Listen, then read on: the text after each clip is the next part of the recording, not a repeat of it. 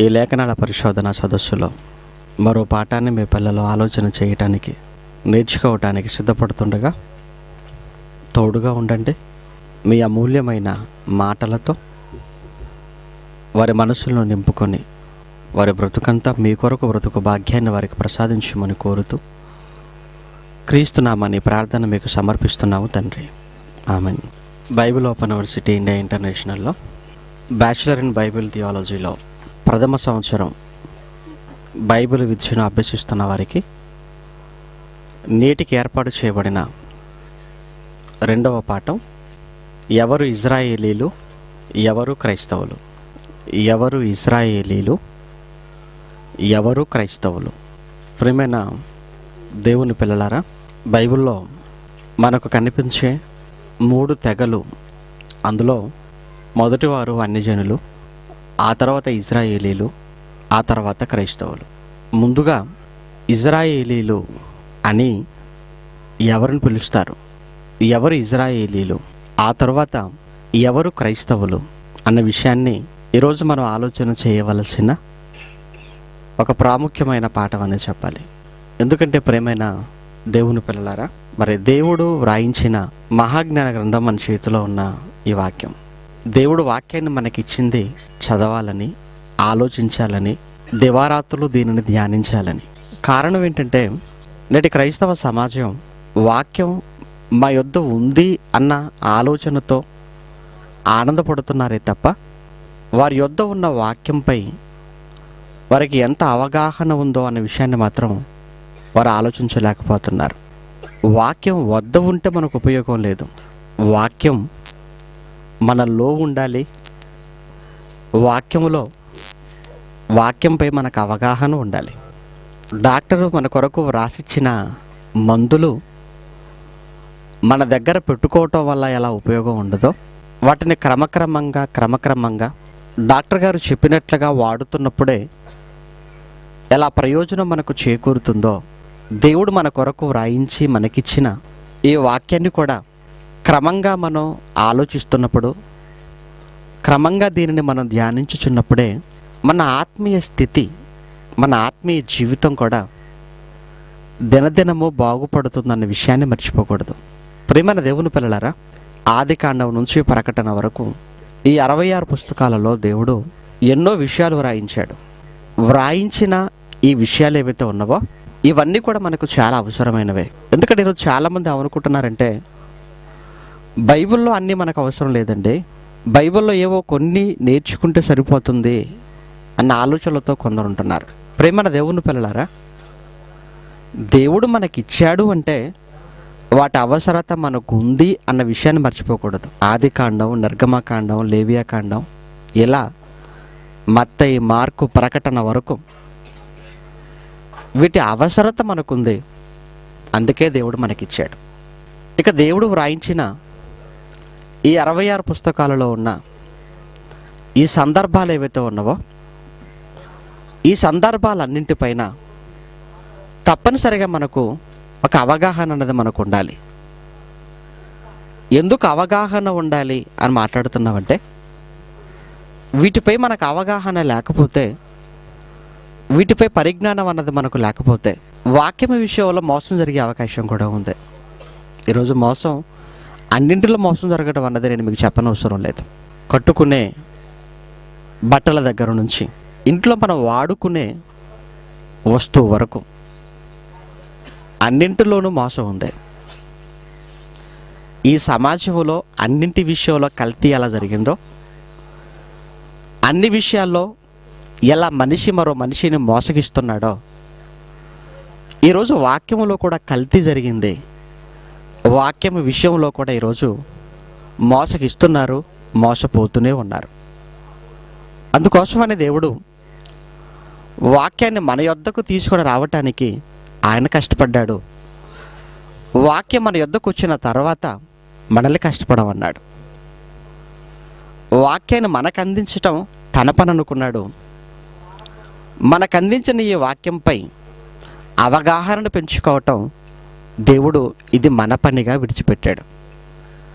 కనుక దేవుడు తన పని తాను చేసుకున్నాడు. ఈరోజు మిగిలిపోయింది మన పని మాత్రమే. తల్లిదండ్రులుగా పిల్లల విషయంలో ఎంతవరకు తమ బాధ్యత అంటే, పాఠశాలలు తెరిచిన తర్వాత వారికి పాఠ్య పుస్తకాలు అందించటం అంతవరకు తల్లి తండ్రి బాధ్యత.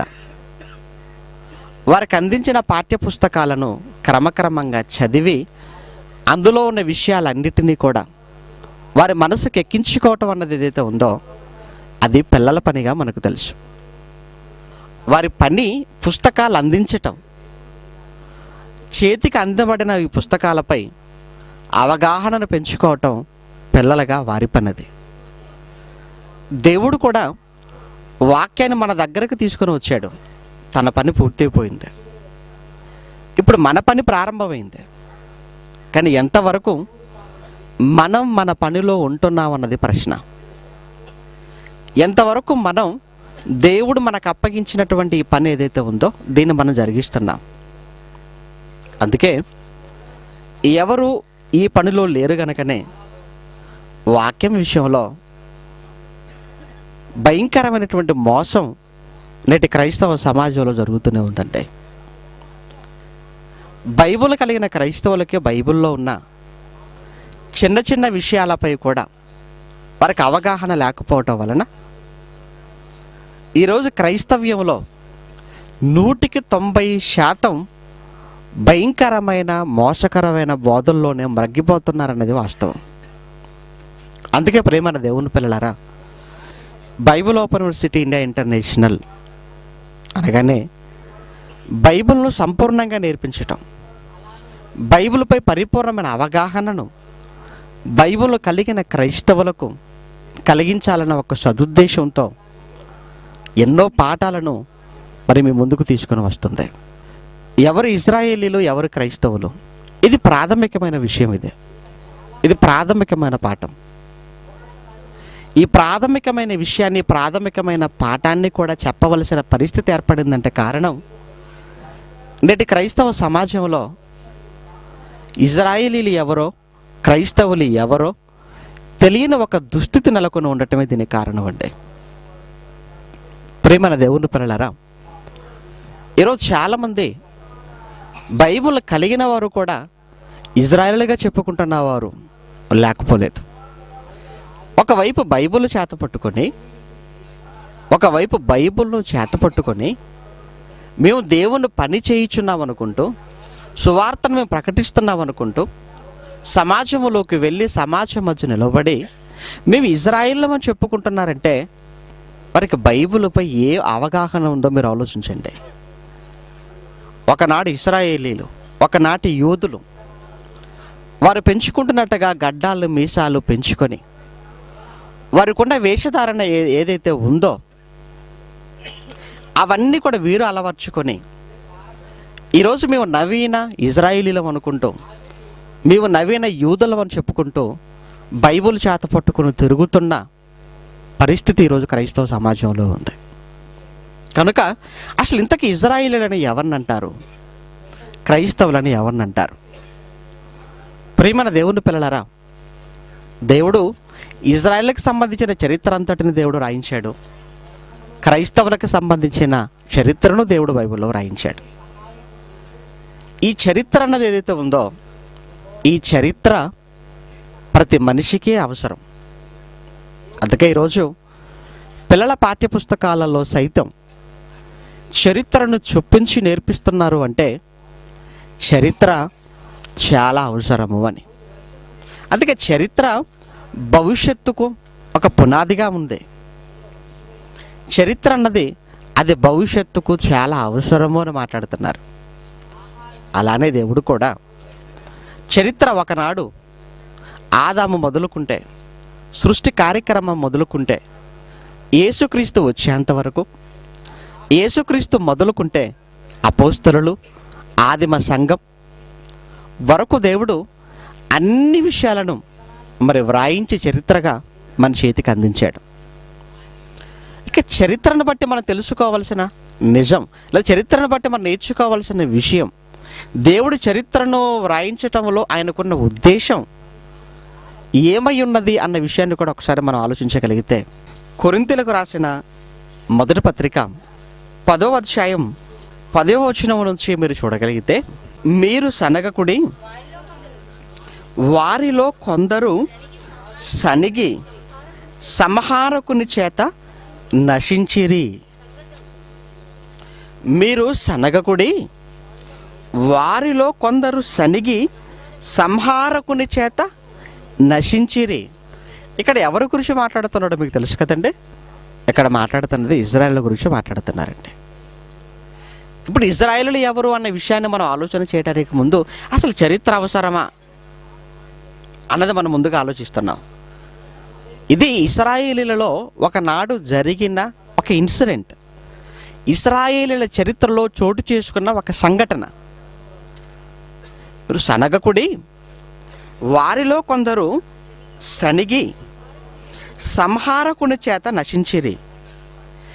ఈ సంగతులు ఏవైతే ఉన్నావో ఈ సంగతులు దృష్టాంతములుగా వారికి సంభవించి యుగాంతమందున్న మనకు బుద్ధి కలుగుటకై వ్రాయబడెను అన్నాడంటే.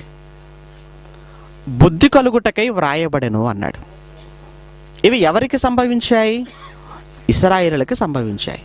అంటే ఇశ్రాయేలీల మధ్య చోటు చేసుకున్న, ఇశ్రాయేలీల మధ్య సంభవించిన ఒక విషయాన్ని మరలా ఇక్కడ పౌలు గారు జ్ఞాపకం చేయటంలో ఉన్న ఉద్దేశం ఏంటంటే, యుగాంతమందున్న మనకు బుద్ధి రావాలి, యుగాంతమందున్న మనకు బుద్ధి కలగాలి అని. బుద్ధి కలగాలి అని అంటే వ్రాయబడిన చరిత్ర ఏదైతే ఉందో ఆ చరిత్రను ఆధారంగా చేసుకొని ఈ కాలంలో ఉన్న మనకు జ్ఞానోదయం అవ్వాలని, జ్ఞానవంతులు అవ్వాలని, జ్ఞానం కలగాలని, బుద్ధి రావాలని ఆ సందర్భాలన్నిటిని కూడా దేవుడు వ్రాయిస్తున్నట్టుగా మనకు అర్థమవుతుంది. అంటే చరిత్రలో ఏముందంటే ఒక పాఠం ఉంది. చరిత్ర ద్వారా దేవుడు ఏం చెప్పాలనుకుంటున్నాడంటే మనిషికి బుద్ధిని నేర్పించాలి అనుకుంటున్నాడు. వారు సనిగారు, మీరు సనగకండి. వారు సరిగినందుకు వారు ఏమయ్యారు? చంపబడ్డారు. మీరు సనిగారా? మీరు చంపబడతారు అని ఎగ్జాంపుల్గా వాళ్ళని చూపిస్తున్నట్టుగా మనకు కనబడుతుందండి. ఎగ్జాంపుల్గా వాళ్ళని చూపిస్తున్నట్టుగా మనకు కనబడుతుంది.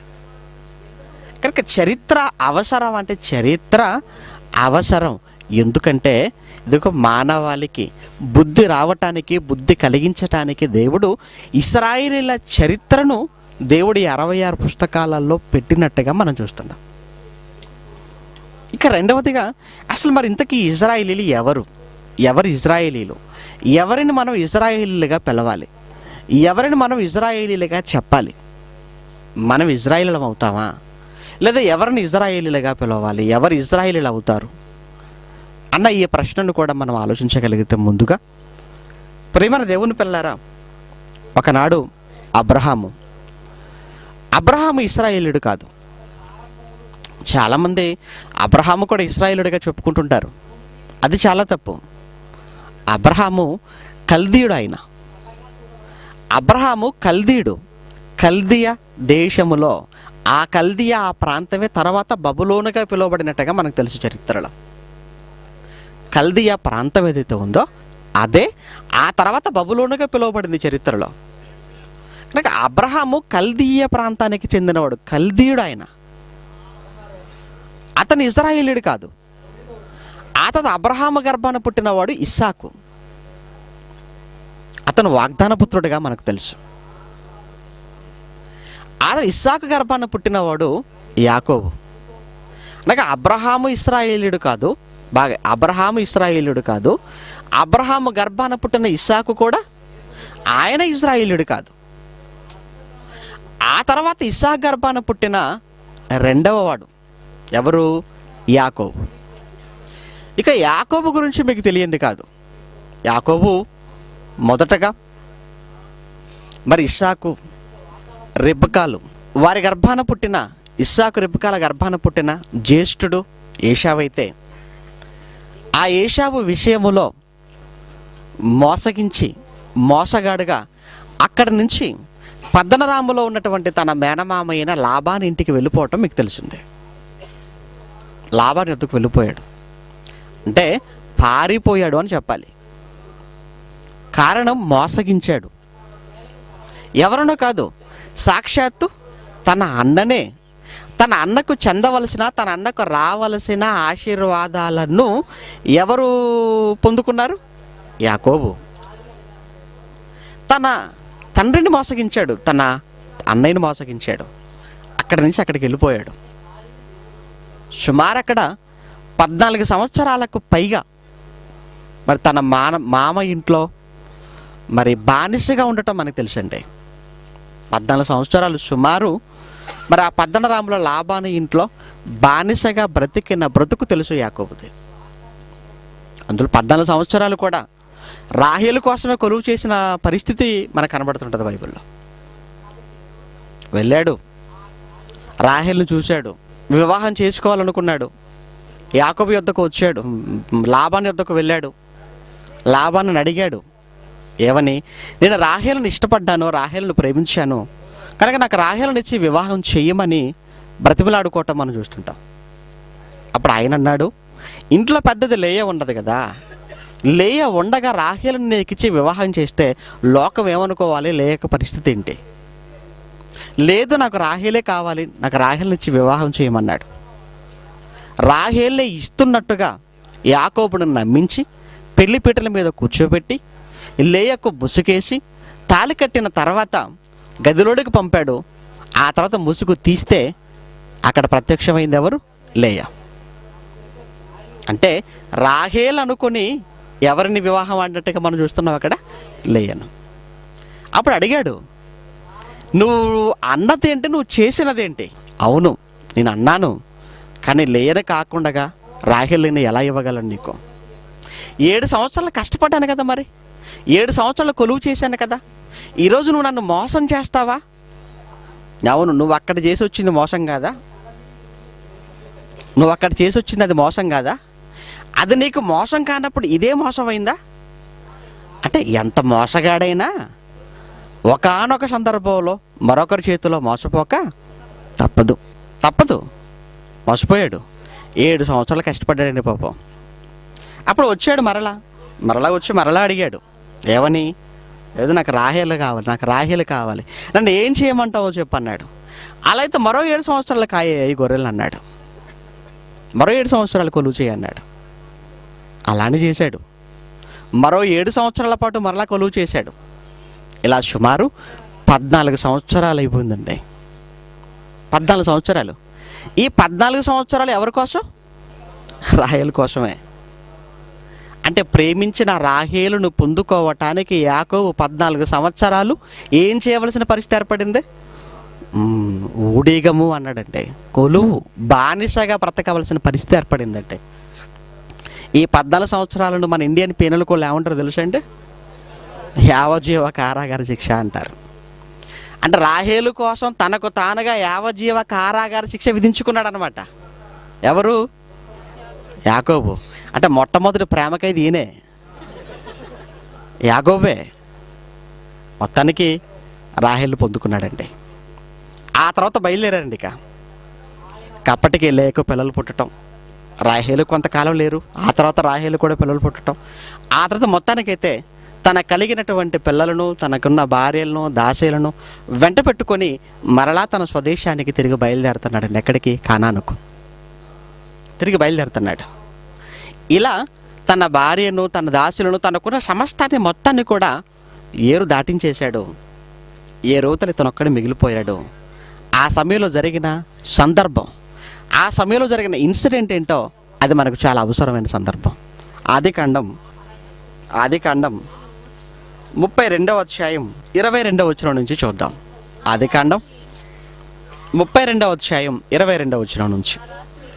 ఆ రాత్రి అతడు లేచి తన 2 భార్యలను, తన 2 దాసీలను, తన 11 మంది పిల్లలను తీసుకొని యబ్బోకు రేవు దాటిపోయాను. యాకోబు వారిని తీసుకొని ఆ ఏరు దాటించి తన కలిగినదంతయు పంపివేశాను. యాకోబు ఒక్కడు మిగిలిపోయాను అనగా అందరినీ ఏరు దాటించేశాడు. ఏరువతల ఒక్కడిగా మిగిలిపోయాడు, ఒంటరివాడైపోయాడు. అప్పుడు ఏం జరిగిందో అన్నది ఇప్పుడు మనం చదువుకుంటున్నామండి. ఆ సమయంలో ఏం జరిగిందట? ఒక నరుడు తెల్లవారు వరకు అతనితో పెనుగులాడెను. ఎవరట? ఒక నరుడు తెల్లవారు వరకు అతనితో పెనుగులాడాను. మీకు తెలుసు కదండి, అక్కడ పెనుగులాడింది నరుడు అని, అతని కిందికి వెళ్ళేసరికి దేవుడు అని. ఇంతకు నరుడా దేవుడు ఆయనతో పెనుగులాడింది అంటే నరుడు కాదు, దేవుడు కాదు, దేవదూత అన్న సంగతి మీకు తెలుసు. అంటే దేవదూతే నరుడుగా అక్కడ యాకోబుతో పెనుగులాడిన పరిస్థితి మీకు తెలుసు. ఎందుకంటే దేవుడు నరుడు కాదు, దేవుడు నరుడుగా రాడు. మరి ఎవరు అంటే దేవదూతనే. హోషేయ గ్రంథం చూద్దాం. ఎందుకంటే కొందరికి మరి కొత్తగా ఉన్న వాళ్ళకి అనుమానంగా ఉంటుంది కనుక ఆ అనుమానం నివృత్తి చేసుకోవటానికి హోషేయ గ్రంథం 12వ అధ్యాయం 4వ వచనం. అతడు దూతతో పోరాడి జయమొందెను. ఎవరితో పోరాడాడండి ఇక్కడ? దూత. ఇక్కడ ఆదికాండం 32లో మనం చదువుకున్న సందర్భంలో ఒక నరుడు అన్నాడు. అక్కడ హోషేయ గ్రంథానికి వెళ్ళేసరికి ఏమన్నాడు? దూత. అంటే ఆనాడు యాకోబుతో పెనుగులాడింది ఎవరు? దూత. దేవుడు కాదు. దేవుడు పెనుగులాడటం ఏంటి? దేవుడు పెనుగులాడతాడండి. దేవుడు వచ్చి ఆ యాకోబుతో మరి పోరాటం చేస్తాడు అనుకుంటే అది చాలా పొరపాటు అండి అది. ఎందుకంటే పరలోకంలో యుద్ధం జరిగినప్పుడు ఎవరిని పంపించాడు? ఆయన వెళ్ళాడేంటి? మిఖాయిలు చూసుకో అన్నాడు, అంతే. ఆయన వెళ్ళడు. ఇక్కడ యాకోబుతో పెనుగులాడటానికి దేవుడు వస్తాడు అనుకుంటాడు, దేవుడే వచ్చాడు అనుకుంటే అది చాలా తప్పది. ఎవరిక్కడ? దూత అండి. దూత మొత్తానికి పెనుగులాట జరిగింది. ఆ పెనుగులాడి ఆ ముగింపుకు వెళ్ళేసరికి ఇక్కడ యాకోబు ఆ పెనుగులాడినటువంటి ఆ నరుడు లేదా ఆ దూతతో మాట్లాడుతున్న మాట మీరు చూడగలిగితే అదే 32వ అధ్యాయం 24 నుంచి మరల యాకోబు ఒక్కడు మిగిలిపోయిను. ఒక నరుడు తెల్లవారు వరకు అతనితో పెనుగులాడెను. తాను అతను గెలవకుండా చూచి తొడ గూటి మీద అతనిని కొట్టెను. అప్పుడు అతడు ఆయనతో పెనుగులాడుట వలన యాకోబు తొడ గూడు వసిలెను. ఆయన తెల్లవారు చున్నది గనుక నన్ను పోనిమ్మనగా అతడు నీవు నన్ను ఆశీర్వదించితేనే గాని నిన్ను పోనీయనెను. నీవు నన్ను ఆశీర్వదించితేనే గాని నేను నిన్ను పోనీయనెను. తెల్లవారుతుంది, నిన్ను వెళ్ళిపోతాను, వదులు అంటే యాకోబు అంటున్నాడట, లేదు, నీవు నన్ను ఆశీర్వదించితే తప్ప నేను నిన్ను పోనివ్వను అని గట్టిగా పట్టేసుకున్నాడట. అప్పటికే తొడగూడు ఏమైపోయిందట? వసిలింది. అయినా గట్టిగా పట్టుకున్నాడు. దేనికి? ఆశీర్వాదం అంటే చూసారండి ఎంత పిచ్చో. ఈరోజు ఆశీర్వాదం అంటే అందరికీ పిచ్చే. అందుకే ఆశీర్వాదం 1-2 అడగరు. ఆశీర్వాదం అడుగుతున్నప్పుడు ఎన్ని ఆశీర్వాదాలు అడుగుతారండి? పట్టజాలనని ఆశీర్వాదాలు గుమరించే అంటారు. ఎన్నట? ఏమి ఇప్పాలట వీళ్ళ ఆశీర్వాదాల కోసం? ఆకాశపు వాకిళ్ళు విప్పాలట. అంత మోజు అన్నమాట ఆశీర్వాదాలంటే. ఆకాశపు వాకిళ్ళు విప్పి పట్టుకోగలిగినన్ని చాలు ప్రభా అనరు. పట్టజాలనండి. అన్ని నీకెందుకు? అన్ని కింద పడిపోతాయి కదా. అయినా పర్వాలేదు ప్రభా, ఆ తర్వాత మొత్తం మళ్ళీ ఏరుకుంటాను. నువ్వైతే మొత్తం పట్టజాలనని గుమరించేసాయి. ఆశీర్వాదం అండి. అందుకే డిసెంబర్ 31 అర్ధరాత్రి చూడండి, ఏమంటే చర్చెస్ దగ్గర ఎంత సందడిగా ఉంటుంటుందో. ఎక్కడ? వాక్యం వినే దగ్గర కాదు, ఆశీర్వాదాలు తీసుకునే దగ్గర. వాగ్దానాలు కదా అవి తీసుకున్న దగ్గర అండి ఒకరి మీద ఒకరు పడిపోతుంటుంటారు. వేసుకున్న బట్టలు జుట్టు చెరిగిపోతుంటుంది, బట్టలు చిరిగిపోతుంటాయి. అయినా పర్వాలేదు, అది లాక్కునేంత వరకు మాత్రం విడిచిపెట్టరండి. అవసరమైతే కింది నుంచి వెళ్ళిపోయి వాడు కాళ్ళు లాగైనా కానీ ఇచ్చేటోటి చేతిలో ఉన్నది లాగేసుకోవాలి. ఎందుకు? ఆశీర్వాదం ఏముందో ఈ సంవత్సరానికి నాకని. అవి నీయా? అవన్నీ ఆశీర్వాదాలని నీవా? మీరు చూడండి, ఆ ఆశీర్వాదాలు ఎవరైతే రాసి పెడతారోనండి, ఆ ఆశీర్వాదాలన్నీ సుమారుగా పాత నిబంధన ధర్మశాస్త్రంలో ఉన్న ఆశీర్వాదాలని అవన్నీ కూడా. అవునా? అన్నీ అవే. నీ రాకపోకలు నేను కాపాడతాను, పాత నిబంధన. ఇదిగో భయపడకము, నేను నీకు తోడై ఉన్నాను. అది కూడా పాత నిబంధనే, అది కూడా పాత నిబంధనలో ఉన్న ఆశీర్వాదమేనండి. నువ్వు అడుగుపెట్టిన చోటల్లా నీదైపోతుంది, అది కూడా అదేనండి పాత నిబంధన అండి. ఇది మొదలుకొని తరతరముల వరకు నేను నిన్ను ఆశీర్వదిస్తూనే ఉంటాను అంటాడు. నీవు జీవించే సంవత్సరములు అధికమవుతాయి అంటాడు. ఇవన్నీ ఆశీర్వాదాలండి. ఇవన్నీ ఎక్కడవండి? ఇవన్నీ పాత నిబంధనలో ఉన్నవండి, ఇవన్నీ ధర్మశాస్త్రంలో ఉన్నవండి. మరింతకీ పాత నిబంధనలో ఈ ధర్మశాస్త్రంలోని ఆశీర్వాదాలన్నీ ఎవరివి? ఇవన్నీ క్రైస్తవులవా? ఇవన్నీ ఎవరివట? ఇవన్నీ ఎవరివని దేవుడు రాయించాడు? ఆ మాట కూడా చూడండి ఒకసారి ఈ సమయంలో. రోమపత్రిక 9వ అధ్యాయం 4వ వచనంలో, వీరు ఇశ్రాయేలీలు, వీరు ఇశ్రాయేలీలు, వీరు ఇశ్రాయేలీలు, వీరు ఇశ్రాయేలీలు దత్తపుత్రత్వమును, మహిమయు, నిబంధనలను, ధర్మశాస్త్ర ప్రధానమును, అర్చనాచారాదులను, వాగ్దానములను వీరివి. వీరివి అన్నాడంటే ఎవరివనవి? ఇజ్రాయేలీలవి. ఇజ్రాయేలీలవి క్రైస్తవులు తీసుకుంటున్నారంటే వీళ్ళ ఉద్దేశం ఏంటి? ఇజ్రాయేలీలమైనా మనమే, క్రైస్తవులమైనా మనమే, అంతే కదండి వీళ్ళ ఉద్దేశం. ఇప్పుడు ఇజ్రాయేలీలకు సంబంధించిన వాగ్దానాలు క్రైస్తవులుగా నువ్వు తీసుకుంటున్నావంటే ఇజ్రాయేలీలు ఎవరో క్రైస్తవులు ఎవరో నీకు తెలియలేదన్నమాట. ఇజ్రాయేలులకు క్రైస్తవులకు ఉన్న తేడా ఏంటో నీకు అర్థం కాలేదన్నమాట. అందుకే వారికి చెప్పింది, వారికి వాగ్దానం చేసింది కూడా నాకు చెప్పిందే, అది నా వాగ్దానమే నువ్వు అనుకుంటున్నావంటే అసలు బొత్తిగా నీవెవరో నీకు బొత్తిగా తెలియలేదు అని అర్థం. నీవెవరో నీకు అర్థం కాలేదు. ఇప్పుడు మరలా మనం ఆది కాండానికి మనం వెళ్ళగలిగితేనండి, ఇంతకీ ఎవరు ఇజ్రాయేలీలు ఎవరు? మరి అదే కదా మన ప్రశ్న. ఇంతకీ ఎవరు మరి ఇజ్రాయేలీలు? ఆది కాండం మరలా 32వ అధ్యాయం 26వ వచనం, ఆయన తెల్లవారుచున్నది గనుక నన్ను పోనిమ్మనగా అతడు నీవు నన్ను ఆశీర్వదించితేనే గాని, అతడు నీవు నన్ను ఆశీర్వదించితేనే గాని నిన్ను పోనీయనెను. అప్పుడు ఆయన నీ పేరేమని అడగగా, ఆ దూత యాకోబును నీ పేరేమని అడగగా అతడు యాకోబు, నా పేరు యాకోబు అని చెప్పాను. అప్పుడు ఆయన, ఇదిగో నీవు దేవునితోనూ మనుషులతోనూ పోరాడి గెలిచితివి గనుక ఇక మీదట నీ పేరు ఇజ్రాయేలే గాని యాకోబు అనబడదని చెప్పాను. ఇక మీదట నీ పేరు ఇజ్రాయేలే గాని యాకోబుగా పిలవబడదు. చూసారు, ఇక్కడ ప్రారంభమైందండి ఇజ్రాయేల్ అన్న పేరు. ఇక్కడ ఉత్పన్నమైందండి ఇజ్రాయేల్ అన్న పేరు. అంతకు మునుపు ఎక్కడా ఇక ఇజ్రాయేల్ అన్న పేరు మీకు కనపడదు. ఇక్కడి నుంచి ప్రారంభమైంది ఇజ్రాయేల్ అన్న పేరు. ఇజ్రాయేల్ ఎవరి పేరు ఇది? ఇంతకు మునుపు యాకోబు. అంటే యాకోబు పేరును దేవుడు తీసివేసి ఇక మీదట నీ పేరు ఏమని పిలువబడుతుంది? ఇజ్రాయేలుగా పిలువబడుతుంది అన్నాడు. అంటే యాకోబు ఇజ్రాయేల్ అయ్యాడనమాట. యాకోబు ఇజ్రాయేల్ అయ్యాడు.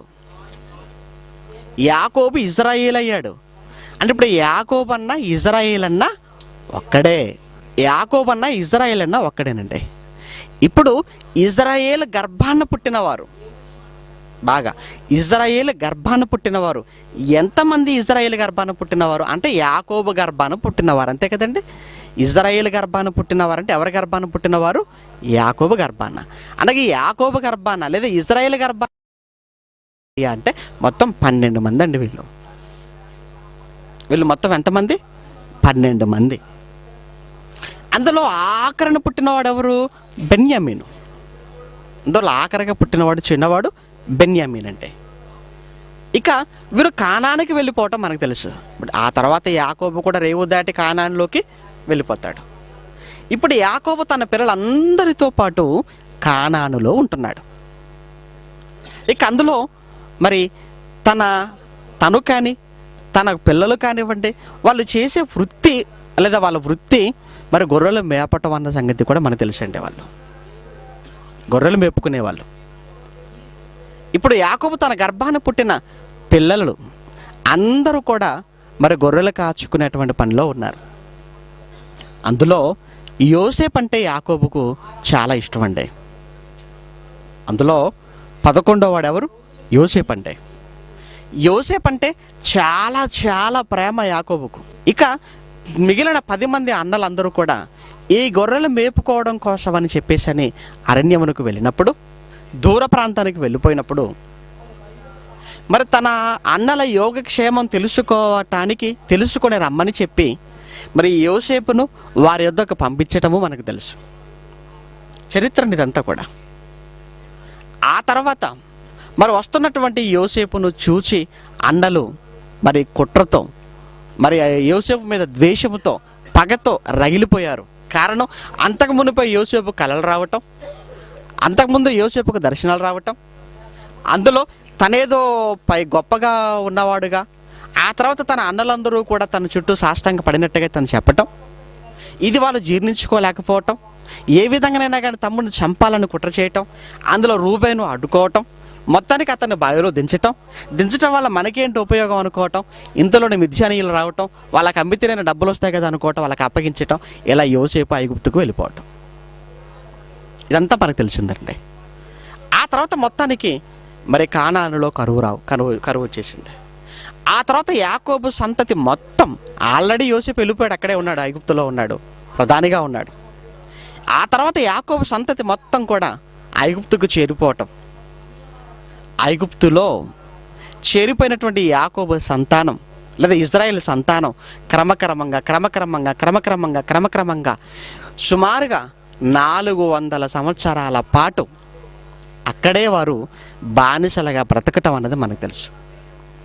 ఇలా నిర్గమకాండం ప్రారంభంలో మనం చూస్తుంటామండి. ఇలా ఆదికాండం అంతా కూడా ముగిసిపోయి నిర్గమకాండం ప్రారంభానికి వచ్చేసరికి ఒకనాడు కానానులో కరువు వచ్చిందని చెప్పి ఈ యాకోబు కుటుంబం అంతా మరి ఐగుప్తుకు వలస వెళ్ళటం, ఆ తర్వాత వాళ్ళు అక్కడ బానిసలుగా మారిపోవటం, ఈ ఇజ్రాయేలీలు, ఈ యాకోబు గర్భాన్ని పుట్టిన వారంతా క్రమక్రమంగా మరి విస్తరించిపోవటం, లక్షల్లో వీళ్ళందరూ కూడా ఉండటం అన్నది మనం చూస్తుంటాం. ఆ తర్వాత అప్పుడు ఐగుప్తును ఏలుతున్న ఫరో శాసనం చేయించటం, పుట్టిన మగపిల్లవాడిని చంపాలనుకోవటం, అందులో దేవుడు మోషేను కారణజన్ముడుగా పుట్టించటం, మోషేను ఆ ఫరో వేస్తున్న ప్రతి ఎత్తుకు పై ఎత్తు వేసి మోషేను దేవుడు కాపాడుకోవటం, ఆ మోషే మరలా మిద్యానుకు పారిపోవటం, మరలా దేవుడు అక్కడ ప్రత్యక్షం అవటం, మరలా మోషేను ఫరో ఎదుట నిలబెట్టడం, ఆ ఫరోతో మాట్లాడించటం, మొత్తానికి ఇశ్రాయేలీలను అందరినీ కూడా మరి కానానుకు నడిపించే ప్రయత్నంలో మోషే ఉన్నట్టుగా మనకు కనబడుతుంది. వీళ్ళంతా ఎవరండి? వీళ్ళందరూ ఇజ్రాయేలీలు. ఎవరి ఇజ్రాయేలీలు అంటే ఇజ్రాయేలు గర్భవాసము నుంచి ఉద్భవించిన వారు. ఇజ్రాయేల్ గర్భవాసం అంటే వాళ్ళంతా 12 మంది అండి. యాకోబు గర్భాన పుట్టినవారు 12 మంది. ఈ 12 మంది ఆ తర్వాత ఎంతమందిగా మారిపోయారు అనమాట? 12 మంది నుంచి వచ్చిన వారు లక్షల్లోకి వెళ్ళిపోయారు, లక్షలు. ఆ తర్వాత మోషే నాయకత్వంలో ఇశ్రాయేలు అందరూ కూడా ఐగుప్తు నుంచి విడిపించబడిన వారుగా పాలుతెరలు ప్రవహించే దేశానికి ప్రయాణం అవటం, ఆ తర్వాత ఎర్ర సముద్రం అడ్డు రావటం, ఎర్ర సముద్రాన్ని మోషే మరి దాన్ని పాయలుగా చేయటం దేవుని సహాయంతో, ఆ తర్వాత అరణ్యంలోనికి వెళ్ళిపోవటం, సుమారు 40 సంవత్సరాల పాటు అరణ్య ప్రయాణంలో ఇజ్రాయేలీలు ఉన్నట్టుగా మనం చూస్తుంటాం. దేవుడు ఆ ఇజ్రాయేలుల కోసం దేవుడు ఎన్ని ఏర్పాట్లు చేశాడో, ఎంత ఆలోచించాడో, వారి పట్ల ఎన్ని అద్భుతాలు చేశాడో అన్న సంగతి నిర్గమకాండం అంతా మనం చదువుతుంటే మనకు ఒక్కొక్కటిగా మనకు అర్థమవుతుంటుందండి. అంటే దేవుడు ఇశ్రాయేలీలను దేవుడు ప్రత్యేకపరుచుకున్నట్టుగా, వారి మీద దేవుడు ఒక ప్రత్యేకమైన శ్రద్ధ పెట్టినట్టుగా మనకు చరిత్రలో మనకు కనబడుతుంటుంది. ఇలా మొత్తానికి ఇశ్రాయేలీలందరూ కూడా యొర్దాను దాటారు, కానానుకు వచ్చేశారు. ఇశ్రాయేలీలు యొర్దాను దాటి కానానుకు వచ్చిన తర్వాత ఆ కానాను భూభాగాన్ని మొత్తాన్ని కూడా ఈ 12 గోత్రాల వారు ఎవరైతే ఉన్నారో అందులో వీళ్ళందరికీ పంచటం జరిగిందండి. అందులో లేవీ గోత్రాన్ని పక్కన పెట్టాడు. యోసేపుకు బదులుగా యోసేపు గర్భాన పుట్టిన మనష్షే, ఎఫ్రాయిము ఎవరైతే ఉన్నారో ఈ మనష్షే, ఎఫ్రాయిములను కూడా మరి ఆ భూభాగాన్ని పంచాడు. లేవీలను పక్కన పెట్టాడు. యోసేపుకు బదులుగా యోసేపు గర్భాన పుట్టిన మనష్షే, ఎఫ్రాయిములకు ఆ భూభాగాన్ని ఇవ్వటం జరిగింది. ఇలా ఆ కానాను భూభాగాన్ని మొత్తాన్ని కూడా మరి భాగాలుగా చేసి 12 ఈ గోత్రాల వారికి కూడా ఆ భూభాగాన్ని పంచటం అన్నది మనం చూస్తుంటాం. ఇలా యెహోషువ గ్రంథంలో మనకు కనబడుతుంటుంది. ఇదంతా కూడా మనకి యెహోషువ గ్రంథం పట్టింది. ఇక ఎప్పుడైతే ఈ కానాను వారు స్వతంత్రించుకున్నారో, కానానులో ఎప్పుడైతే వీళ్ళు అడుగు పెట్టారో, అక్కడి నుంచి దేవుడు వారిని పరిపాలించటం కొరకు, దేవుడు వారిపైన అధికారాన్ని కలిగిన వాడుగా దేవుడే వారి మధ్య న్యాయాధిపతులను ప్రవక్తలను పెట్టి ఇశ్రాయేలుకి ఏ లోటు లేకుండా కాపాడుకోవాలన్న ఆలోచనతో దేవుడు ఉన్నప్పుడు, చుట్టూ ఉన్నటువంటి ఫిలిస్తీన్లు కానివ్వండి, చుట్టూ ఉన్నటువంటి హిత్తీలు కానివ్వండి, చుట్టూ ఉన్నటువంటి యెబూసీయులు కానివ్వండి, చుట్టూ ఉన్నటువంటి పెరిజ్జీయులు కానివ్వండి, వీళ్ళందరినీ కూడా, అమాలేకీయులు కానివ్వండి, వీళ్ళందరినీ రాజులు పరిపాలించటం, ఇశ్రాయేలును మాత్రం న్యాయాధిపతులు పరిపాలించటం అన్నది ఈ ఇశ్రాయేలు జీర్ణించుకోలేకపోయారు. లేదు, మా చుట్టూ ఉన్న జనాంగానికి, మా చుట్టూ ఉన్న ప్రజలకు రాజుల అధిపతులుగా ఉండే పరిపాలన చేస్తున్నప్పుడు మాకు మాత్రం రాజు ఎందుకు ఉండకూడదు? మాకు మాత్రం ఎందుకు ఈ న్యాయాధిపతుల పాలన? మాకెందుకు ఈ ప్రవక్తల పాలన? మాకు ఈ వద్దు. మాకు కూడా రాజే కావాలి, రాజు పరిపాలనే మాకు కావాలి. ఆ రాజు యొక్క చెప్పు చేతుల్లోనే మేము ఉండాలి, ఆ రాజ్యాధికారం కింద మేమంతా ఉంటాం అని ఒత్తిడి తీసుకొచ్చారు. ఎవరి మీద కంటే అప్పటికి ప్రవక్తగా న్యాయాధిపతిగా ఉన్న సమూయేలు మీదికి ఈ ఇశ్రాయేలు అంతా ఒత్తిడి తీసుకొని వచ్చారు. ఈ సమూయేలు మరలా దేవుడికి మొరపెట్టుకోవటం మనం చూస్తుంటాం. అయ్యా తండ్రి, ఈ ప్రజలందరూ నా యొద్దకు వస్తున్నారు, నా మీద ఒత్తిడి తీసుకుని వస్తున్నారు, ఈ పరిపాలన వద్దంటున్నారు, రాజుల పరిపాలన కావాలంటున్నారు, నన్ను ఏం చేయమంటారు మహాప్రభు అన్నప్పుడు దేవుడు సమూయేలుతో చెప్పిన మాటే సమూయేలు మొదటి గ్రంథం 8వ అధ్యాయం, సమూయేలు మొదటి గ్రంథం 8వ అధ్యాయం 7వ వచనం.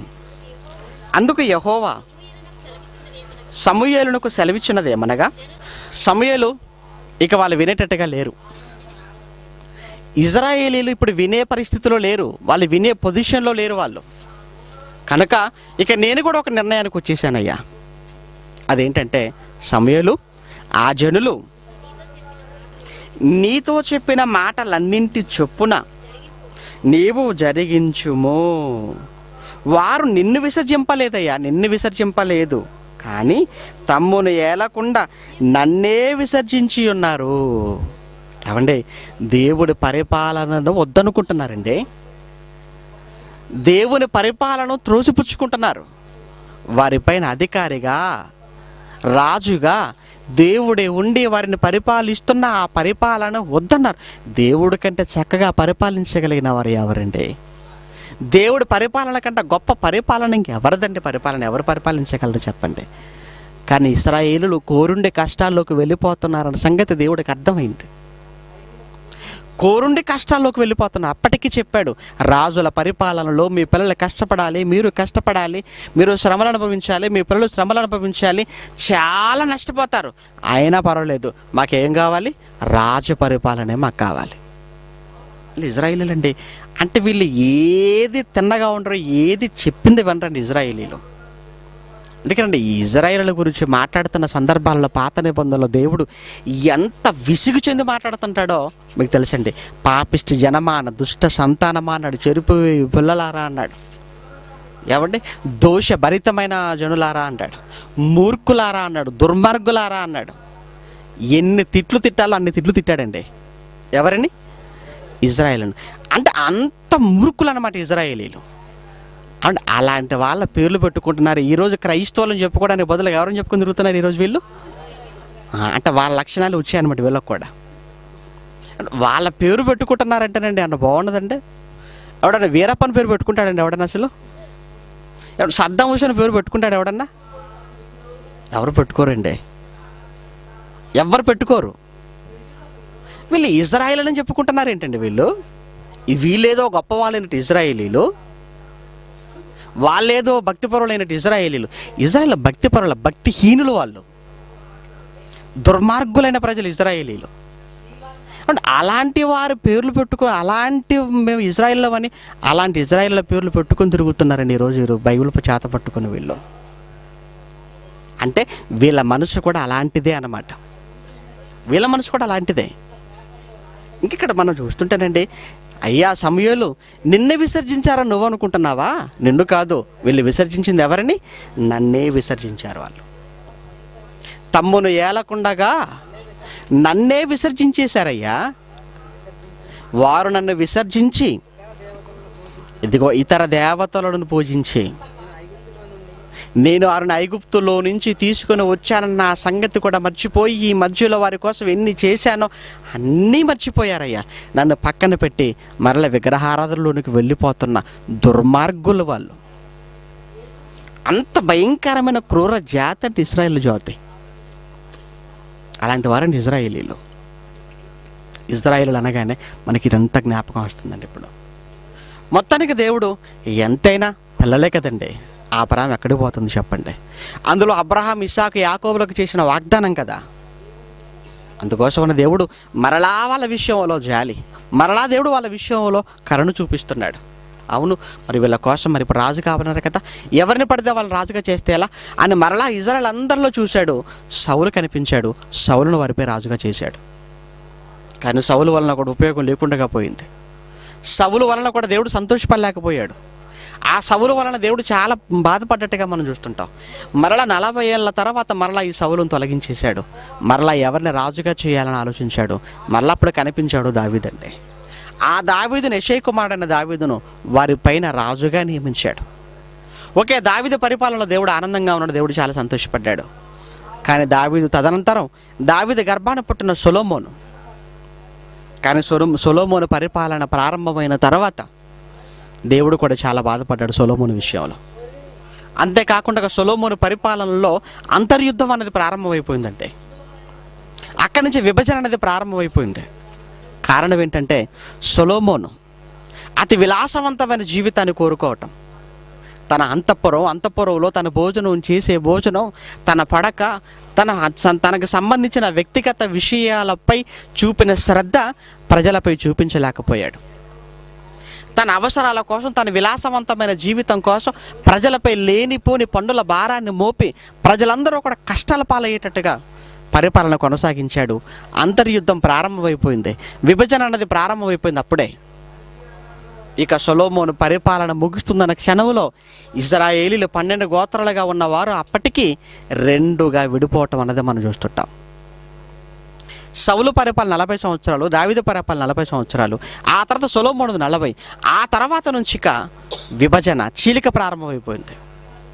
ఉత్తరాన ఉన్న 10 గోత్రాల వారు, కానానులో ఉత్తరాన ఉన్న ఈ 10 గోత్రాల వారు, వీళ్ళందరూ ఇజ్రాయేలీలుగా, వీళ్ళందరూ కూడా ప్రత్యేకంగా ఒక రాజును ఏర్పాటు చేసుకున్నారు. అతనే యరొబాము. ఇక దక్షిణాన ఉన్న 2 గోత్రాలు, అదే యూదా, బెన్యామీను.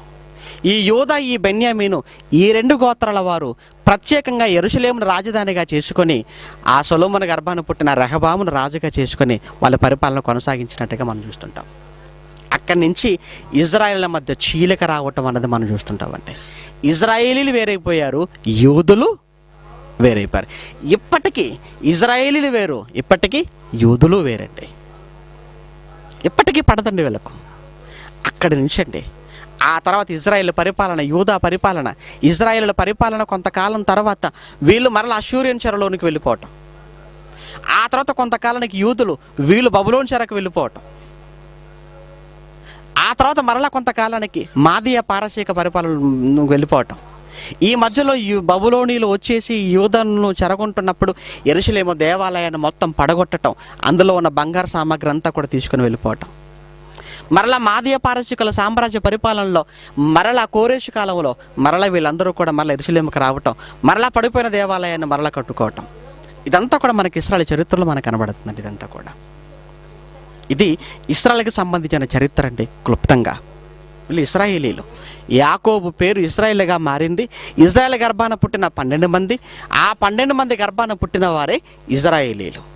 అనగా 12 గోత్రాలకు సంబంధించిన వారు ఇజ్రాయేలుగా మనకు పిలువబడుతున్నట్టుగా పాత నిబంధన అంతా మనకు సాక్ష్యం ఇస్తున్నట్టుగా మనం చూస్తున్నామండి. అంటే ఎవరు ఇజ్రాయేలీలు అన్న ఈ ప్రశ్నకు సమాధానం ఒక్క మాటలో మనం చెప్పాలంటే యాకోబు, అనగా ఇజ్రాయేలు. ఆయన గర్భాన పుట్టిన 12 మంది, ఆ 12 మంది గర్భాల గుండగా పుట్టుకొని వచ్చిన వారే ఇజ్రాయేలీలు. వారే రూబేను, షిమ్యోను, యూదా, ఇశ్శాఖారు, జెబూలూను, నఫ్తాలి, గాదు, ఆషేరు, బెన్యామీనుగా, మనష్షే, ఎఫ్రాయిముగా మనకు తెలుసండి. ఈ 12 గోత్రాలలో నుంచి వచ్చిన వారే ఇజ్రాయేలీలు అవుతారు. ఇప్పుడు బైబిల్ చేత పట్టుకొని ఇజ్రాయేలుని అంటే అప్పుడు వెంటనే మనం వాడిని ఆపి అడగవలసిన ఒకటే ఒక ప్రశ్న, నీవు ఇజ్రాయేలుడు అయితే నీది ఏ గోత్రం అని అడగాలంతే. ఎందుకంటే ఎవరు ఇజ్రాయేల్ అని బైబిల్ చెప్పింది? ఇజ్రాయేల్ గర్భాన పుడితే ఇజ్రాయేలుడు అవ్వాలి. ఇజ్రాయేల్ గర్భాన అంటే 12 మంది పుట్టారు. ఆ 12 మందిలో నువ్వు ఎవడికి పుట్టినవాడు? ఆ 12 మంది గోత్రాలలో ఏ గోత్రం నుంచి వచ్చిన వాడవు? ఏ గోత్రం నీది కానప్పుడు నువ్వు ఇజ్రాయేలుడు ఎలా అవుతావు? కనుక ఆ 12 మంది గోత్రాలలో నుంచి, ఆ 12 గోత్రాలలో నుంచి ఉద్భవించిన వారు మాత్రమే ఇజ్రాయేలీలు అవుతారు తప్ప ఇంకా మిగతా వారెవరు ఇజ్రాయేలీలు అయ్యే అవకాశము లేదు. కనుక ఎవరు ఇజ్రాయేలీలు అంటే యాకోబు గర్భాన పుట్టిన 12 మంది. ఆ 12 మంది నుంచి పుట్టుకొని వచ్చిన వారు ఇజ్రాయేలీలు. మనం ఇజ్రాయేలీలము కాదు. మనం మొట్టమొదటగా మనం భారతీయులం అవుతాం. మనం ముందుగా భారతీయులం, ఆ తర్వాత మనం అన్యులం. ఆ తర్వాత మనం ఏమయ్యామంటే ఆ తర్వాత మనం క్రైస్తవులం అవుతాం. మనం ఎలా క్రైస్తవులం అయ్యాం? ఇంతకీ ఎవరు క్రైస్తవులు? ఎవరు క్రైస్తవులు అవుతారు అన్న విషయాన్ని కూడా మరలా మనం బైబిల్లోకి వెళ్ళి చూడగలిగితే గలతీ పత్రిక 3వ అధ్యాయం 27వ వచనంలో, క్రీస్తు యేసులోనికి బాప్తిస్మము పొందిన మీరందరూ క్రీస్తును ధరించుకొని ఉన్నారు అన్నాడంటే. క్రీస్తు యేసులోనికి బాప్తిస్మము పొందిన మీరందరూ క్రీస్తును ధరించుకొని ఉన్నారు. మీరందరూ క్రీస్తును ధరించుకొని ఉన్నారు. ఎందువలన క్రీస్తును ధరించుకున్న వారయ్యారు మీరు? బాప్తిస్మం పొందుకోవటం వలన. అనగా బాప్తిస్మం పొందుకుంటున్నారంటే క్రీస్తును ధరించుకున్నారని అర్థం. క్రీస్తును ధరించుకున్నారు అంటే మిమ్మల్ని ఏమనాలి? క్రైస్తవుడు అనాలి. మీరు ధరించుకున్నది క్రీస్తును ధరించుకున్నారు కనుక మీరు ఏమవుతారు? క్రీస్తు. ఎప్పుడు ధరించుకున్నారు మీరు క్రీస్తును? బాప్తిస్మములో ధరించుకున్నారు. అనగా బాప్తిస్మము ద్వారా మీరందరూ కూడా ఏమయ్యారంటే క్రైస్తవులు అయ్యారు అని అర్థం. బాప్తిస్మము ద్వారా ప్రపంచంలో అందరూ క్రైస్తవులుగా మారుతున్నారు. ఇక ఇందులో ఏ భేదం లేదని మాట్లాడుతున్నాను చూడండి. మరలా ఇందులో యూదుడని గ్రీసు దేశస్థుడని లేదు అన్నాడు. అంటే అప్పటికి బాప్తిస్మం పొందనంత వరకు అతను యూదుడైనా పొందిన తర్వాత ఏమని చెప్పాలి? క్రైస్తవునని చెప్పాలి తప్ప మరలా నేను యూదునని చెప్పుకుంటున్నావంటే తప్పు. మరలా నేను ఇజ్రాయేల్ అని చెప్పుకుంటున్నావంటే తప్పు. మరలా నేను రోమన్ అని చెప్పుకుంటున్నావంటే తప్పు. మరలా నేను సిరియన్ అని చెప్పుకుంటున్నావంటే తప్పు. ఎందుకంటే ఇందులో యూదుడని, గ్రీసు దేశస్థుడని, స్వతంత్రుడని, దాసుడని, ఏ పురుషుడని, స్త్రీ అని ఏ భేదం, అసలు స్త్రీ పురుషుల భేదమే లేదంటే ఇంకా యూదుడని, ఇజ్రాయేలుడని ఇంకెవరో అని నువ్వు చెప్పుకుంటున్నావంటే అసలు చాలా చాలా తప్పు చేస్తున్నారని అర్థం. అంటే కనుక ఎవరు క్రైస్తవులు? మనం ఎప్పుడు క్రైస్తవులం అయ్యామంటే ఎప్పుడైతే యేసుక్రీస్తు మాట విని ఆ విన్న మాటను విశ్వసించి ఎప్పుడైతే నువ్వు బాప్తిస్మం తీసుకున్నావో, బాప్తిస్మం పొందటం వల్ల నువ్వు క్రీస్తుని ధరించుకున్నవాడవయ్యావు గనక ఆ క్షణం నుంచి నువ్వేమవుతున్నావు? క్రైస్తవుడు అవుతున్నావు. ఇందులో ఇక ఏ భేదము లేదంటే అప్పటి వరకు నువ్వు ఎవరుగా చెప్పుకున్నా పర్వాలేదేమో కానీ ఆ క్షణం నుంచి మాత్రం నువ్వు ఎవరుగా పిలువబడాలి? క్రైస్తవుడుగా పిలువబడాలి. నువ్వు క్రైస్తవుడుగా పిలువబడాలి. అందుకే మొట్టమొదటగా క్రైస్తవులుగా పిలువబడిన ఆ భాగ్యం, ఆ అర్హత ఎవరికి దక్కిందో ఒకసారి మీరు చూడగలిగితేనండి బైబిల్లో. అపోస్తుల కార్యములు 11వ అధ్యాయం 26వ వచనంలో, వారు కలిసి 1 సంవత్సరం అంతయు సంఘములో ఉండి బహుజనులకు వాక్యమును బోధించిరి. మొట్టమొదట అంతియోకయలో ఉన్న శిష్యులంతా కలిసి ఎలా పిలువబడ్డారట? క్రైస్తవులుగా పిలువబడ్డారు. మొట్టమొదట అంతియోకయలో ఉన్న శిష్యులు క్రైస్తవులు అనబడిరి. అప్పటి వరకు శిష్యులుగా పిలువబడ్డారు. కానీ ఆ క్షణం నుంచి మొట్టమొదటిగా అంతియోకయలో ఉన్నవారు ప్రప్రథమంగా క్రైస్తవులు అన్న నామకరణం అన్నది వాళ్ళకి జరిగినట్టుగా మనం చూస్తున్నాం. మొట్టమొదటగా వాళ్ళు పిలువబడ్డారట. అంతియోకయలో ఉన్న శిష్యులు క్రైస్తవులు అనబడిరి. శిష్యులు ఎవరికి శిష్యులు? వీళ్ళంతా క్రీస్తు శిష్యులు. క్రీస్తు శిష్యులు ఎలా అయ్యారు? క్రీస్తును నమ్మటం వలన, క్రీస్తును అంగీకరించి క్రీస్తుల్లో బాప్తిస్మం తీసుకోవటం వలన వాళ్ళంతా క్రీస్తు శిష్యులు అయ్యారు. క్రీస్తు శిష్యులే ఆ తర్వాత ఏమని పిలువబడుతున్నారట? క్రైస్తవులుగా పిలువబడుతున్నారు. అంటే మనమంతా క్రీస్తు శిష్యులం, ఆ తర్వాత క్రీస్తు శిష్యులే ఏమవుతున్నారు? క్రైస్తవులు అవుతున్నారు. నువ్వు నిజంగా క్రీస్తు శిష్యుడవైతే నువ్వు ఇజ్రాయేలుడిగా చెప్పుకోకూడదు. నువ్వు నిజంగా క్రీస్తు శిష్యుడవైతే నువ్వేమని చెప్పుకోవాలి? క్రైస్తవుడనని చెప్పుకోవాలి.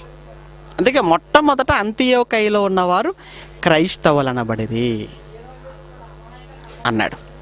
ఆ తర్వాత అదే అపోస్తల కార్యములో 28వ వచనాన్ని మనం చూస్తే అక్కడ కూడా అపోస్తల కార్యములు 26వ అధ్యాయం 28వ వచనంలో, అందుకు అగ్రిప్ప, ఇంత సులభముగా నన్ను క్రైస్తవుని చేయజూచుచున్నావే. ఏమంటే పౌలు గారితో అంటున్న మాట అండి ఇది.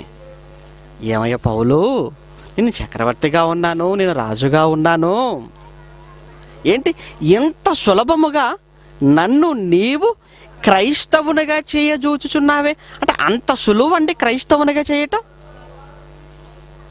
ఇంత సులభముగా నన్ను క్రైస్తవుని చేయజూచుచున్నావే అంటున్నాడు. అంటే అంత సులువా? అవునండి, నిజంగా పౌలు గారు మాట్లాడుతున్న మాటలు, పౌలు గారి ప్రసంగంలో ఉన్న యుక్తి అలాంటిదండి. యుక్తిగా మాట్లాడేవాడు, చాలా తెలివిగా మాట్లాడేవాడు, చాలా నైపుణ్యంతో మాట్లాడేవాడండి. అందుకే భయం వేసిపోయిందండి. ఇంకొక మాట మాట్లాడుంటే అక్కడికక్కడ అగ్రిప్పకు బాప్తిస్మం జరిగిపోయేది. ఆ క్షణానికి ఆ అగ్రిప్ప క్రైస్తవుడిగా మారిపోయేవాడు. అందుకే అయ్యా పౌలు నీకో దండం, ఒక అంతటితో ఆగిపో. ఇంత సులువుగా నన్ను మార్చేస్తున్నావా? ఇంత సులువుగా నన్ను క్రైస్తవుడిగా నువ్వు చేయి చూచుచున్నావా? ఇంత సులువుగా నన్ను ఇజ్రాయేలుడిగా చేయి చూచుచున్నావా అంటాం లేదు. ఇంత సులువుగా నన్ను నీవు క్రైస్తవుడిగా చెయ్యజూచుచున్నావా? అంటే పౌలు గారు ప్రతి ఒక్కరిని ఎలా చేస్తున్నారట? క్రైస్తవుడిగా చేస్తున్నాడు, ఇజ్రాయేలుడిగా కాదు. అసలు ఇజ్రాయేలీలనే ఎటువైపు మళ్ళిస్తున్నాడు? క్రైస్తవులుగా మళ్ళిస్తుంటే క్రైస్తవుడిగా చెప్పుకోవలసిన నీవు మరలా ఇజ్రాయేల్ అని చెప్పుకుంటున్నావంటే నీకు అసలు బుర్రుందా? ఎందుకంటే ఈరోజు చాలామంది అండి విచిత్రం అండి, అలా ఇజ్రాయేలీలా జుట్టంతా పెంచుకుంటున్నారు, ఇజ్రాయేలీలా గడ్డాలు పెంచేసుకుంటున్నారు, తెల్ల బట్టలు వేసుకుంటున్నారు. మరి వాళ్ళు ప్యాంట్ షర్ట్ వేసేవాళ్ళు కాదు కదా, మరి అది కూడా మారుస్తూ బాగుండేది కదా. యూదులు డ్రెస్సులు ఎలా ఉంటాయో తెలుసు కదండి. యూదులు ప్యాంట్ షర్ట్ వేసేవాళ్ళు కాదు. మరి వీడేం యూదుడో? మరి జుట్టు ఒక్కడు పెంచుకుంటే యూదుడైపోతాడా? గడ్డం ఒకటి పెంచుకుంటే యూదుడైపోతారా? ప్యాంట్ షర్ట్ తీసేసి వాళ్ళు వేసుకుని డ్రెస్ వేసుకో, అప్పుడు కన్ఫ్యూజ్ అయిపోతుంది లోకం. నువ్వు ఆడనో తెలియదు, మగనో తెలియదు. అదేంటండి? మరి ఇజ్రాయేల్ని అనుకుంటే నువ్వు పరిపూర్ణంగా ఇజ్రాయేలుడిగానే మారిపో. గెటప్ అటు ఇటు కాకుండా ఉంటావేంటి? అటు ఇటు కాకుండా ఉంటావు. అటు మగ అనుకోలేకుండా, ఇటు ఆడ అనుకోలేకుండా, అటు క్రైస్తవుడు అనుకోకుండా, ఇటు ఇజ్రాయేల్ అనుకోకుండా, మధ్యలో ఎటు కాకుండా ఒకటి నేను ఏమనుకోవాలి? నువ్వు చెప్పేంతవరకు తెలియదు. కనుక ఇక్కడ మాట్లాడుతున్న మాటల్లో అగ్రిప్ప పౌలు గారితో అంటున్న మాట, నన్ను ఇంత సులువుగా క్రైస్తవుని చేయజూచుచున్నావా అన్నాడట్టే. అంటే పౌలు గారు తన బోధంతా, అపోస్తులు తమ బోధంతా ఇజ్రాయేలీలుగా ఉన్న వారినే క్రైస్తవులుగా చేస్తే, ఇజ్రాయేలులైన వారినే క్రైస్తవులుగా మార్చేశారు బాప్తిస్మం ద్వారా. బాప్తిస్మం పొందిన తర్వాత ఇందులో ఇక ఏ భేదము లేక అందరూ క్రైస్తవులుగా పిలువబడవలసిందే అన్నాడు. అదే పేతురు గారు కూడా మొదటి పత్రికలో మాట్లాడుతూ, మొదటి పత్రిక 4వ అధ్యాయం 16వ వచనంలో, ఎవడైనను క్రైస్తవుడైనందుకు అన్నాడండి. ఎవడైనను క్రైస్తవుడైనందుకు, క్రైస్తవుడు అని మాట్లాడుతున్నాడండి. ఆ ఎవడైనను క్రైస్తవుడైనందుకు బాధ అనుభవించాలి అన్నాడండి. అంటే క్రైస్తవుడుగా నువ్వు మారాలి, నువ్వు క్రైస్తవుడు అవ్వాలి. అలా క్రైస్తవుడుగా మారితే, క్రైస్తవుడు అయితే నీకేముంటుంది అంటున్నాడు? లోకంలో బాధ, శ్రమ ఇవన్నీ నీకుంటాయి అంటున్నాడండి. కనుక ప్రేమన దేవుని పిల్లలారా, ఇజ్రాయేలీలు ఉన్నారు ఎప్పటి వరకు? క్రీస్తును నమ్మేంత వరకు ఇజ్రాయేలీలు, నమ్మిన తర్వాత క్రైస్తవులు. ఒకప్పుడు 3, కానీ ఇప్పుడు మాత్రం 2. ఒకటి క్రైస్తవులు, మరొకటి అన్యులు. ఇప్పుడు క్రైస్తవుడు లేదా ఇజ్రాయేలుడైనా క్రీస్తు నమ్మకపోతే, ప్రపంచంలో ఏ వ్యక్తి అయినా క్రీస్తు నమ్మకపోతే ఆ వ్యక్తి ఏమని పిలువబడతాడు? అన్యుడిగా పిలువబడతాడు. నువ్వు ఇజ్రాయేలుడు అయినా సరే, యూదుడు అయినా సరే, నువ్వు రోమనుడు అయినా సరే, సిరియన్ అయినా సరే, ఇండియన్ అయినా సరే, ఎవరైనా సరే ప్రపంచంలో క్రీస్తు నమ్మావంటే క్రైస్తవుడువు, క్రీస్తు నమ్మలేదంటే నువ్వు అన్యుడవు. ఒకప్పుడు ప్రారంభంలో అన్యులు ఉన్నారు, ఇటు ఇజ్రాయేలీలు ఉన్నారు, ఆ తర్వాత క్రైస్తవులు ఉన్నారు. క్రీస్తు వెళ్ళిపోయిన తర్వాత, మొదటి శతాబ్దం తర్వాత, ఎప్పుడైతే యేసుక్రీస్తుల వారు సువార్త వాక్యం అనేది అన్ని ప్రాంతాలకు వెళ్ళిపోయి బాప్తిస్మం జరుగుతూ క్రైస్తవులకు పిలువబడటం ప్రారంభమైందో, అప్పటి నుంచి ఇక ప్రపంచంలో 2 తెగలు. ఒకటి క్రైస్తవులైతే మరొకటి అన్యులు అన్నారు. అంటే ఎవరైనా క్రైస్తవులుగా మారిపోవాలి తప్ప క్రైస్తవులుగా మారి మరల ఇజ్రాయేల్ని చెప్పుకోవటం అన్నది అది తప్పవుతుంది. ఇజ్రాయేలీలు అంటే కేవలం యాకోబు గర్భాన పుట్టిన ఆ 12 మంది, వారి గర్భవాసం గుండా వచ్చినటువంటి వారే ఇజ్రాయేలీలు అవుతారు. ప్రపంచంలో నువ్వు ఎక్కడ పుట్టినా, ఎవరి గర్భవాసం నుంచి వచ్చినా, నువ్వు బాప్తిస్మం పొందుకోవటం వలన క్రీస్తుని ధరించుకున్నవాడు అవుతావు. క్రీస్తుని ధరించుకున్నవాడవుగా, క్రీస్తు శిష్యుడవుగా నువ్వు ఎవరిని పిలువబడాలి? క్రైస్తవుడుగా పిలువబడాలి. కనుక ఎవరు ఇజ్రాయేలీలు, ఎవరు క్రైస్తవులు? క్రీస్తును నమ్మి క్రీస్తును బాప్తిస్మము ద్వారా ధరించుకున్న వారందరూ క్రైస్తవులు అవుతారు. యాకోబు గర్భాన పుట్టిన వారందరూ ఇజ్రాయేలీలుగా పిలువబడతారు. ఓకే, ప్రార్థన చేసుకుందాం.